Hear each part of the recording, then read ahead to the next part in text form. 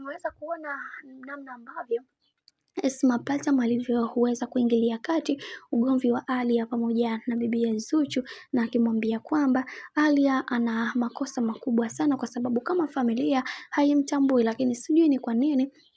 anaendelea kufuatilia hii familia, kwa sababu kila mtu anatamani kuweza kuona namna ambavyo maisha yanavyozidi kuwa yanavyokwenda kwa kasi zaidi. Na leo hii Esma ameweza kukiri na kuzungumza kwamba anatamani kuweza kufuta kila kitu ambacho kilichoweza kutokea katika maisha yake yeye pamoja na bibi Zuchu, sababu anaona kabisa kuna namna ambavyo aliweza kumkosea kwa kipindi cha nyuma. Pia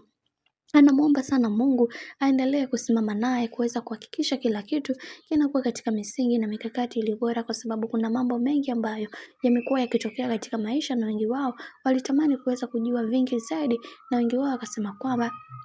kwa hiki ambacho kinachoendelea katika maisha yatupaswa kuweza kuhakikisha kila kitu kinakuwa katika misingi na mikakati iliyo bora, ila tunaamini katika haya ambayo yanayoendelea sasa Mungu atasimama na upande wa bibi Zuchu, kwa sababu amekuwa akipewa lawama nyingi sana. Lakini ndo kama hivyo, kadri siku zinavyozidi kwenda ndivyo mambo ambavyo yanavyozidi kuwa pambe kwa upande wa bibi Zuhura.